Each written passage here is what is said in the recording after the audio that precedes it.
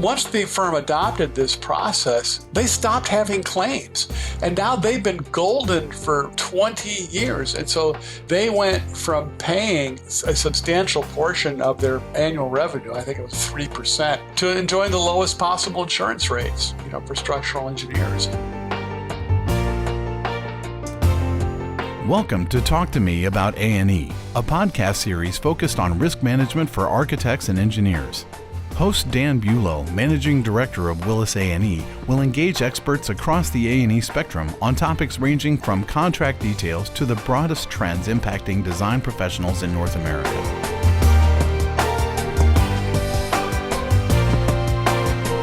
Hello and welcome to Talk to Me About A&E. I'm Dan Bulow, Managing Director for Willis A&E, the Center of Excellence for WTW that is exclusively dedicated to providing insurance and risk management solutions to design professionals in North America. Our topic today is on risk identification and evaluation. This is the first of the 4 cornerstones of managing design professional risk.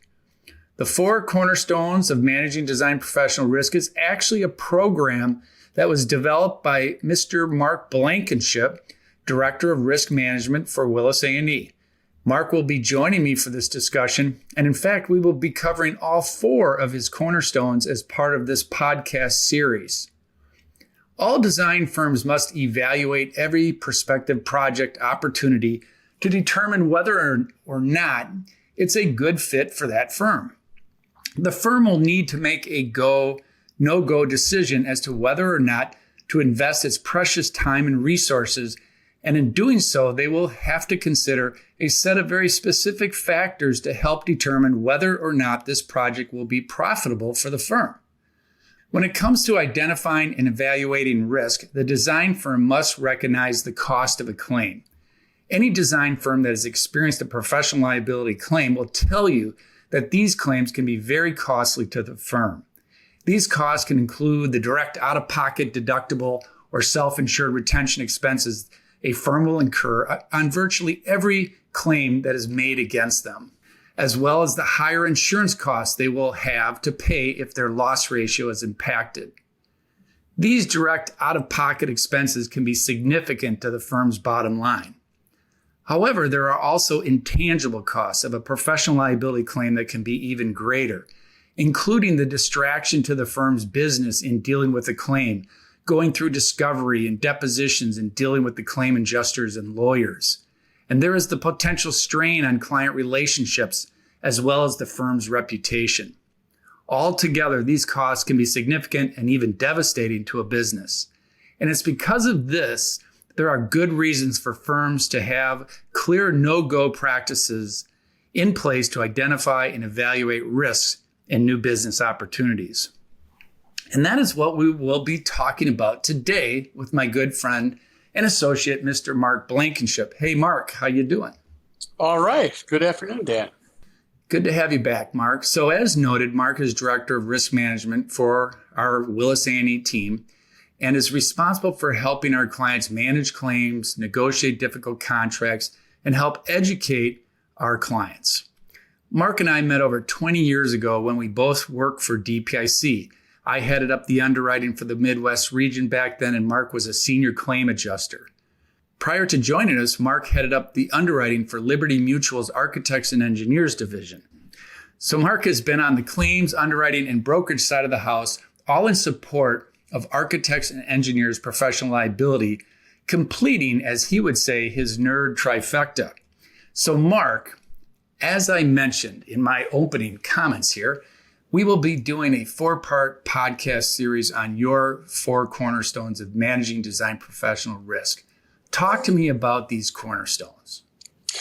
Well, over the last 25 years of specializing in architects and engineers' professional liability, I've come to the conclusion that virtually everything we do in terms of risk management can be lumped into one of 4 buckets. And it starts with what we're going to talk about today, client selection, risk identification. Not every deal is a good deal, and the most profitable firms are able to sniff out the opportunities that are not going to pan out well for them.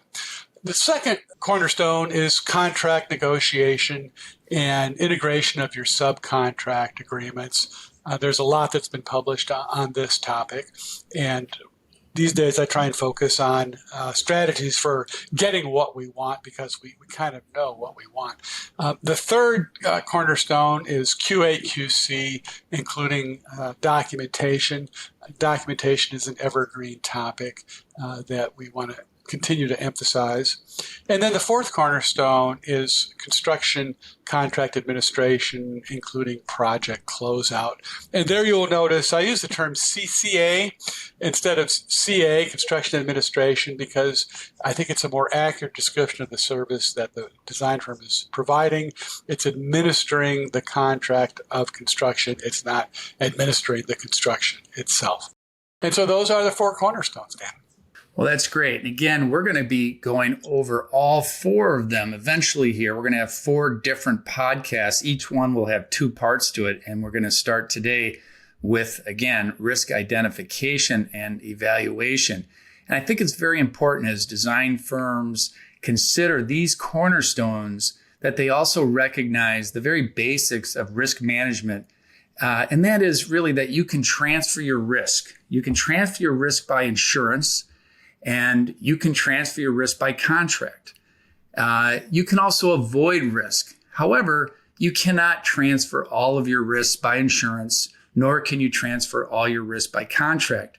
And as a business, you cannot avoid all risk. You really need to be doing all of the above. And you need to, at the end of the day, assume and control your risk as a design professional. My first insurance job, Mark, you might appreciate this, was out of college, was with a reinsurance intermediary. And I went through a training program over a year span of time, and which included a stint, and my only stint, in fact, in the claims department of this reinsurance intermediary. And in that department there, and going through that, I learned three things in life in reviewing catastrophic claims as a young man. And they are, number one, always buckle up. Number two, never jump headfirst in the shallow end of a pool. And number three, never defrost frozen pipes under your house with a blowtorch. And so I think these were all good lessons for me. And the big takeaway really here is assuming and controlling your risk. You might have the broadest insurance coverage available and a fully insurable contract. However, if you jump headfirst in the shallow end of a pool, there's a good chance none of this will really matter. So Mark, I'd like to talk to you about what design professional firms can do to assume and control their risk when it comes to four specific key no-go, go considerations, right? And those are client selection factors, project selection factors, and project team evaluation, and lastly, contracts. And again, these are rooted in your four cornerstones, but certainly they're all related, aren't they, with this evaluation of risk. So beginning with client selection factors, Mark, talk to us about evaluating the risks of a prospective client. Well, different clients do bring different risk profiles, and we could start by talking about project type. Data has shown that the type of project that enjoys the most favorable ratio of billings to claims dollars going out the door is industrial projects. They tend to be highly challenging. However, the nature of the clients they are focused on making money, and they don't have time to be involved in litigation, and they are sophisticated. They understand the need for maintenance of their facilities. The next most favorable category is commercial. This would be offices and retail stores. And again, we're dealing with a single owner who's a commercial entity who is typically somewhat sophisticated and understands the need to maintain their building. The middle zone is probably schools. They have been trending badly over more than a decade. I think this is a reflection of the state of local school budgets. Their champagne tastes and beer budgets create conflicts and problems for design professionals. Then it becomes unfavorable when we look at the residential sector. Single-family homes, generate more claims than commercial projects, based in large part on the expectations. We're all familiar with the term dream house, but who has ever really thought very long about their dream office? It's just not a thing. And then when we get to multifamily residential, this is Dante's inner circle of hell for design professionals. Condo projects represent between 4 and 5% of the insured buildings and about 20% of the claims dollars going out the door. So this means they're somewhere between 400 and 500% more risky than the average project. So that would be the first step in evaluating a project is what type of project is it? When we look at the client, how well funded is the client? It would be the question. I think the best client in the United States today historically has been the U.S. federal government. It doesn't make many claims against its design professionals. It's well funded. The people making decisions, if they have to pay change orders, is not coming out of their personal pocket. Contrast this with a developer client who every dime that he can squeeze out of the project in claims results in another dollar of profit. And boards also tend to be difficult clients, boards of directors, either school boards or condo boards. Think about how hard it is to make that one special person in your life happy, consistently. Now you have 4 or 40 or maybe 400 clients that you're trying to make happy, and the expectations become more difficult to fulfill. That's a great point, Mark. I was just going to add to that is that, how important, as we've talked in the past, most of these claims against design professionals, again, are rooted in expectations. And as you've kind of described there, the importance of understanding these different types of clients and the challenges a design professional has when it comes to managing expectations. And there's going to be different expectations and different set of challenges when it comes to working with, as you mentioned, developer versus a school board versus a residential individual homeowner, right? Mm-hmm. Yeah, high-value homeowners also tend to be difficult clients. They typically have lawyers on speed dial and the resources, to pursue claims. So they tend to be difficult clients. And I would add another, to your list there, which I think is a great list, is, litigation history. Design professionals usually go through a very thorough process of being evaluated and through the interview process. And it's important to also kind of turn the tables, if you will, and find out, what experience that client has, what has their experience been, what do they have as far as litigation history, to clarify what their goals and expectations are. Do you have full access to those decision makers, and so on. And on the experience and project type, it reminds me of a pretty significant claim that we had where we had an architect client that had this great opportunity that came to him to do a significant hotel project. The problem was that our client, the architect, had never done a hotel project, nor had their client ever done a hotel project. So you can guess how that all ended, but they went forward, both these parties, and it didn't end well. And I think, again, what is that prospective client's experience in that project type, how sophisticated they are, I think are, very good factors, right, to consider. Well, you as a design firm, your experience with that project type is a crucial factor. And I offer 2 examples to illustrate this point. One is hospitals. For me as an underwriter, I found architects doing hospitals to be really a very favorable class. And even though hospitals are technically difficult projects where there is usually an interplay between a local building code and a Department of Health code, just ramps up the level of difficulty. But hospitals choose specialist architects. They want people who know the ropes, and this results in a better financial result, fewer change orders, fewer problems. And I would compare that to apartments these days. A lot of architects have recognized the market opportunity in housing and have jumped in and are dabbling in the apartment marketplace. And the results have been bad, quite frankly. The apartments used to be considered average risk. They were owned by a single commercial owner who typically, understood maintenance needs. But with this sort of influx of inexperienced design professionals combined with paper GCs who are not exerting adequate control over their forces, it's resulted in a deterioration of the claims experience for apartments in recent history. All right. Excellent points. And which brings me to the second of the four go, no-go considerations, and that is specific to project selection factors. And you've touched on this already a bit, but let's get some more, thoughts from you on this. And as I think of project selection factors, I would also include certainly, understanding what the scope of that project is and the budget and so on, as well as the funding sources and as well as the delivery method, right? There's all sorts of considerations in that. Talk to us more about that, Mark.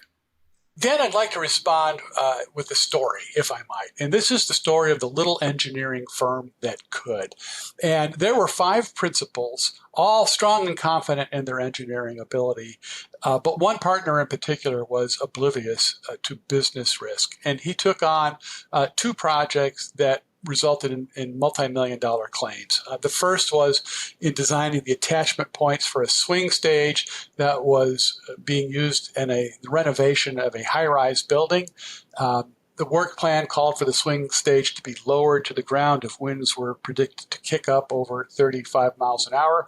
Unfortunately, that happened on a weekend and nobody was around to secure the swing stage. It came crashing to the ground, killing people on the ground. In the second case, this engineer's largest client, a contractor, came on a Friday afternoon and said, "Hey, I need you to do me a favor." And who's going to say no to their largest client when they need a favor? And what he wanted was for the engineer to stamp some designs for a bleacher that was prepared by a firm out of Florida. It was not licensed in the state of Illinois. And so he did that and then set about to do the review of those plans. And when he did, he found out that the Florida engineers had failed to account for snow loads, go figure. They had miscalculated the wind loads, and they had stacked pin connections on pin connections because the foundation design had been sublet to yet another firm as part of a value engineering effort. Well, and the result of that was, again, a multi-million-dollar claim based on all of the changes that needed to be made to the construction already ongoing. And once the engineer sealed those plans, he basically bought them. He assumed all the problems associated with that. So this demonstrates the need to evaluate the risks associated with your project type and your project delivery method. When it comes to project delivery method, I would say standard, average difficulty, new out of the ground construction. For vertical construction, I expect to see 3% to 5% change orders. And it's important that your client understands contingencies and has a budget set aside for those anticipated change orders. If your project's a renovation, I would expect more because there's hidden conditions. And so then I would expect 10 to 15% change orders just in the normal course of business. And what if your project is a fast track? As both a claims supervisor and as an underwriter, my largest claims arose out of fast track project. And 2 of the biggest ones both involved mechanical equipment that would not fit in the room it was designed to fit in because the room was designed and built before the equipment was selected. So you want to have an appropriate contingency that reflects the project delivery method. Excellent points. Great overview on this. And I think it's also important that, design professional firms have clear go, no-go procedures in place and break it out by project type, right? Because there's going to be a different set of considerations when you think about different Project types. If you're working again on a condo project, you're going to want to address the maintenance issues, the condo writer, certainly the client selection, working with the developer, and so forth. And as you mentioned about fast track, but in the case of design build, we had a client that had a very bad loss in a design build claim and came out with after barely surviving that particular claim, they came out with their own specific go, no-go considerations. And they actually reviewed these with us for a program at one of our Willis A&E annual large firm convocations. And I call it Chuck's DB go, no-go list here.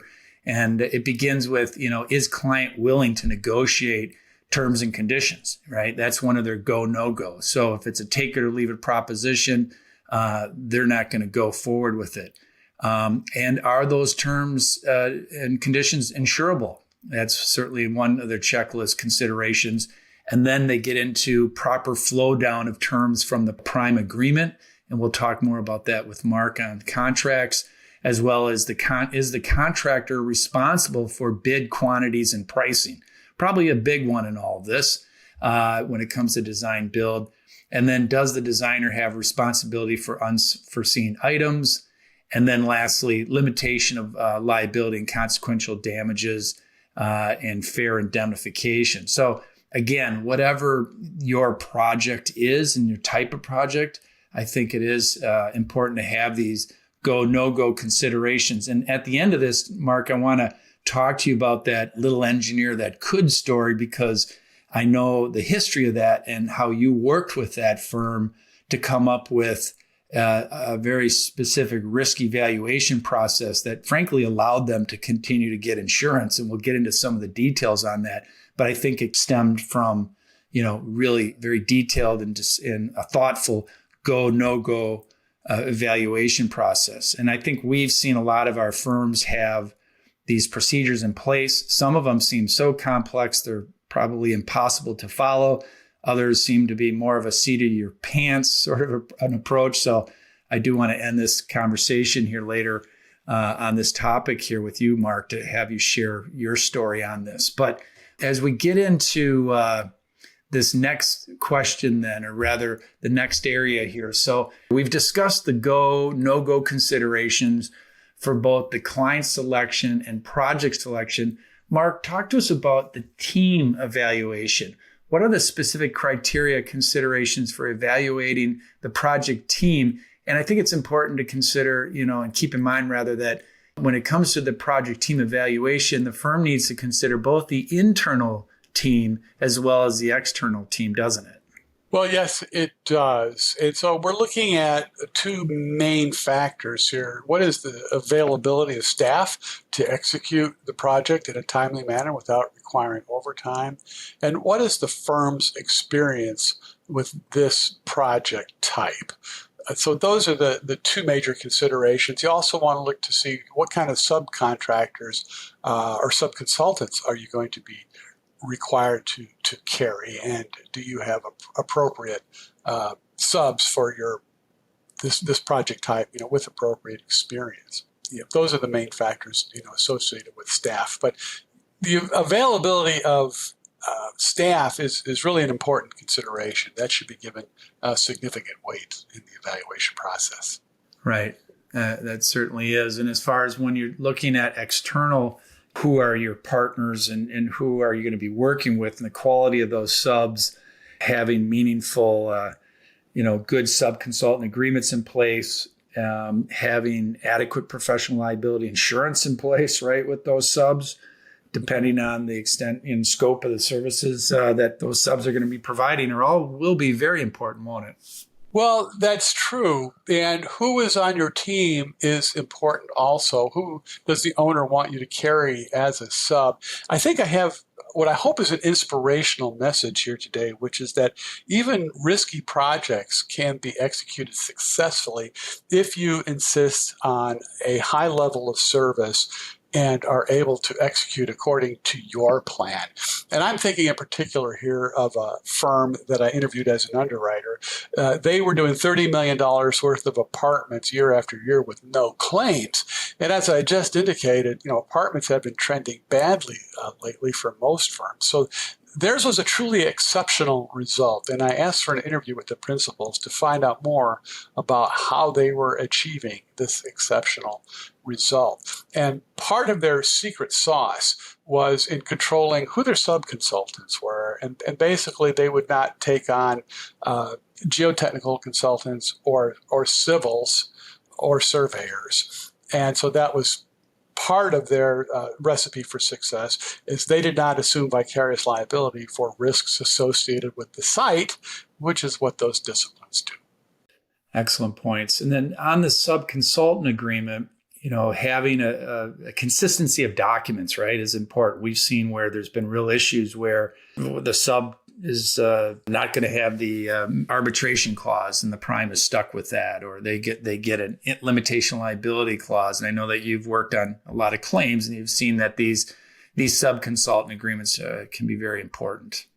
Surely they are, and the limitation of liability is something that geotechnical consultants are very successful in insisting on. And one of the reasons we don't want to hire the geotech is because they're going to have a limitation of liability in their agreement. And most design professionals, in fact, do not have limitation in their prime agreement. So if you limit a subconsultant's liability by contract, that you are assuming that liability excess of the limitation amount. And that could be viewed as a contractual assumption of liability by a professional liability carrier and ultimately result in a coverage issue.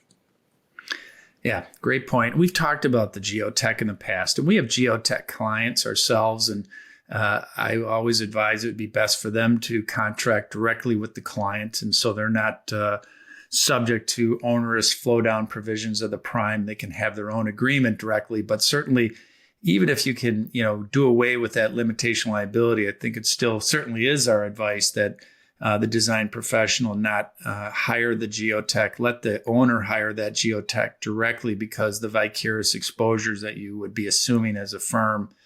And then there's situations that, let's say it's a go, no go, sort of take it or leave it proposition, and you're stuck with the geotech, so to speak, and the owner wants to have you work with their geotech. We've run into that, haven't we, Mark? And what is your advice in that situation? Well, we certainly have run into that, and this requires for some creative solutions. I would want to have in the prime agreement that you get the benefit of any limitation of liability that's going to be built into a subconsultant whose use is insisted upon by the owner. So it's kind of a reverse flow down. I would call it a flow up requirement. Otherwise you still have that problem. All right. So, Mark, this last of the 4 go, no-go considerations I'd like to discuss with you is in regards to contracts. And so the second of your 4 cornerstones is on contracts, and so we'll be doing a pretty deep dive on that. But talk to us about the importance of contract terms and risk management. Well, the contracts do lay out the liability allocation. And that, of course, is going to be very important in any claim scenario. So I would view an AIA-style agreement as a good starting place because it has the mutual waiver of consequential damages. It has an acceptable definition of the standard of care, and those are 2 very impactful statements. There is no indemnification in the AIA agreements. I don't think any is needed because what professional liability insurance covers is the legal liability of a design professional, and a client can always make a claim based on legal liability no matter what's in the contract, or even if there is no contract. But if we can add in a limitation of liability to then that makes the contract, that's the best that we can do. That and a mutual waiver of consequential damages, an acceptable standard of care. That's the gold standard of contracting.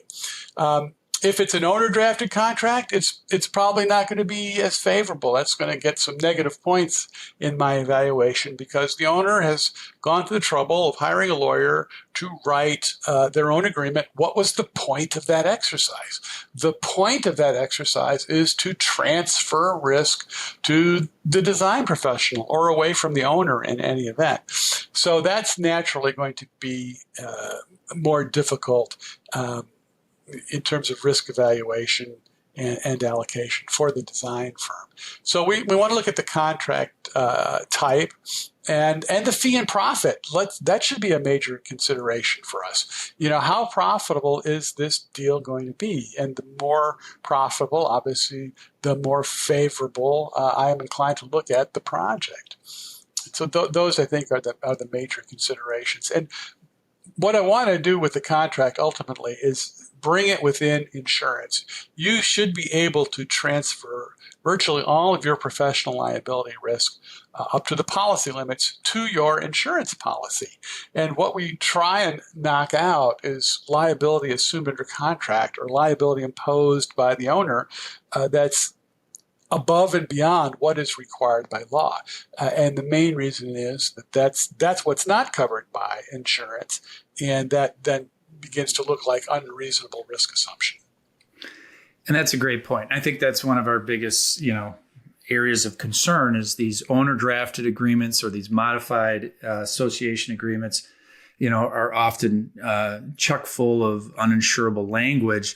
And the advantage of an AIA document or EJ-CDC contract is that they're both insurable. And I would argue that is to the advantage of the owner, and that keeping in mind that this professional liability insurance, which is the coverage we're really talking about here, that the owner is going to be most concerned about, that is third-party insurance, meaning it is not for the design professional, it's for the client, the owner. And so it certainly is in their best interest to have that insurance intact and not to have it somehow clouded in any way or compromised in any way by some bad lawyered up language. And unfortunately, we see some of these contracts that are drafted by attorneys that I don't think understand what they're doing. They come from a contractor's background, and or worst case scenario, they know exactly what they're trying to do, I guess. But the point is that these contracts are very important,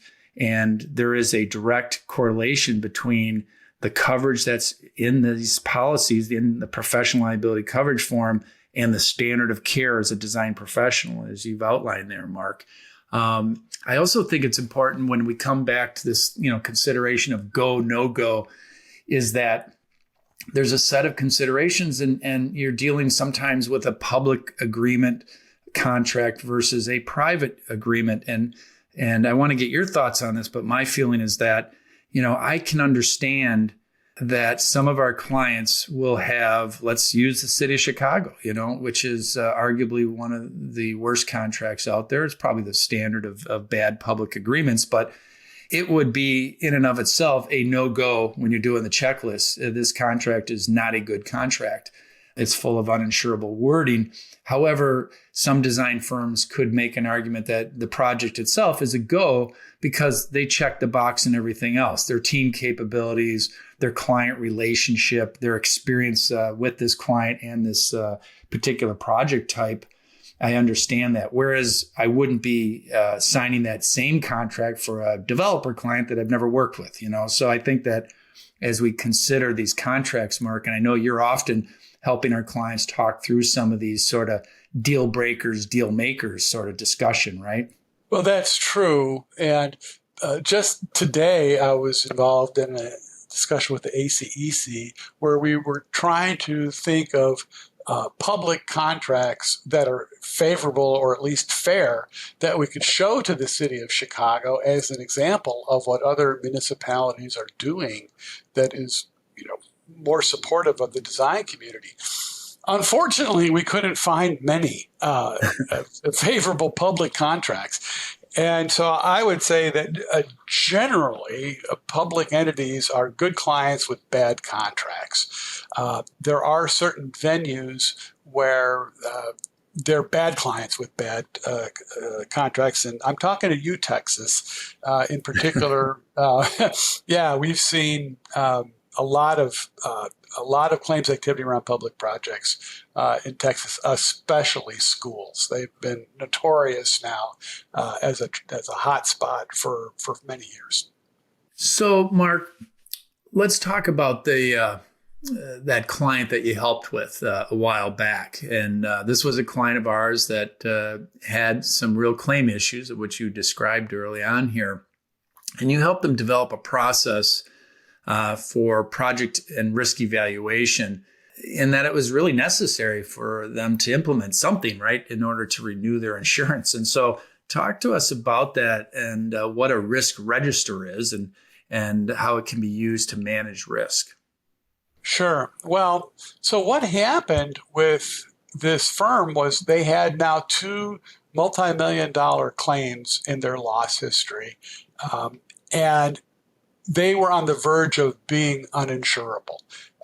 We marketed the account and got a lot of declinations, and it became clear that some extra effort was going to be required. And the path to success that we identified was client selection. There never was any engineering error in these claims. That was the frustrating part. But they were inherently high-risk type projects. And so we had to convince at least one underwriter that the firm was not going to take on high-risk projects anymore. And so I sat down with the principals and redesigned the project evaluator. And this evaluator then looked at the contract type and the fee and profit and the client profile and the staff training and availability, the firm's experience, considered all of these factors and gave them weightings. And then we looked at adding a negative points for legal risk and liability, such as associated with high risk type projects like condos. And we developed a scoring system, 100 points, and the project needed to score at least 60 points or it wouldn't be accepted without a majority vote of the partners. Now, I want to point out a couple of key things here. First is, this evaluator never leads to a no, you can't do it result. If the project is high risk, it leads to a recommendation that the project only be accepted upon a majority vote of the partners. So it's not a just say no a type of proposition. And not to my surprise, but once the firm adopted this process, they stopped having claims. And now they've been golden for 20 years. And so they went from paying a substantial portion of their annual revenue, I think it was 3%, to enjoying the lowest possible insurance rates, for structural engineers. And they did it because their loss experience improved, and their loss experience improved because their client selection procedure improved. And that was a real win for everybody. And it turned out to actually be a success, didn't it? A smashing success, yes. I would say going from on the verge of going out of business to enjoying the lowest possible insurance rates, that's a happy story. It'd be a success in our world. Yeah, absolutely. So, Mark, any parting words of wisdom on this topic of risk identification and selection of risk, go, no go? And also talk to me about the role of effective communication and documentation in all of this. Sure. Well, I like to think of the four cornerstones of risk management as the four posts of a four-poster bed. When all four posts are solid, you get a really good night's sleep. But when one or more of those posts is not so solid, you need to lean more heavily on the solid posts. And so typically where we see firms compromising is in contracts and to a significant extent client selection. Nobody likes to say no to a project. And so if you are weak on contracts and maybe you're working with a client that you're not confident with, then you really probably need to shore up your QA/QC and your CA services. Control what you can control. With regard to documentation, this is a significant part of the third cornerstone, a QA/QC.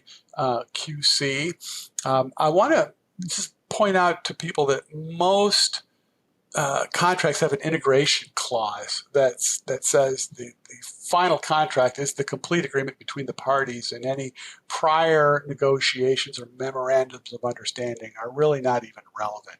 So the documentation process, it could start prior to the contract, but be aware of the integration clause in your agreement that may render previous understandings null and void.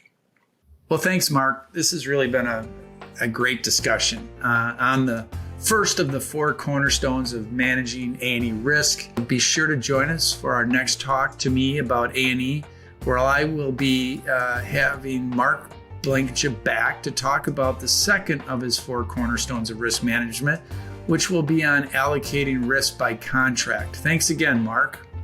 My pleasure, Dan. And thank you all for joining us for another Talk to Me About A&E podcast. For a full listing of all of our Willis A&E podcasts, as well as to register for any of our upcoming Willis A&E monthly webinars and a full listing of our Willis A&E on-demand education programs, visit the Education Center of our website at www.wtwae.com. I'm Dan Bulow, and I will talk to you soon.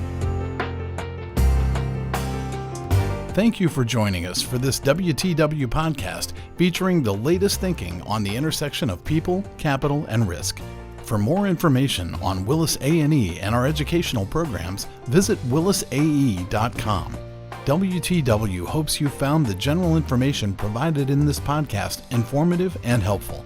The information contained herein is not intended to constitute legal or other professional advice and should not be relied upon in lieu of consultation with your own legal advisors. In the event you would like more information regarding your insurance coverage, please do not hesitate to reach out to us. In North America, WTW offers insurance products through licensed entities, including Willis Towers Watson Northeast Incorporated in the United States and Willis Canada Incorporated in Canada.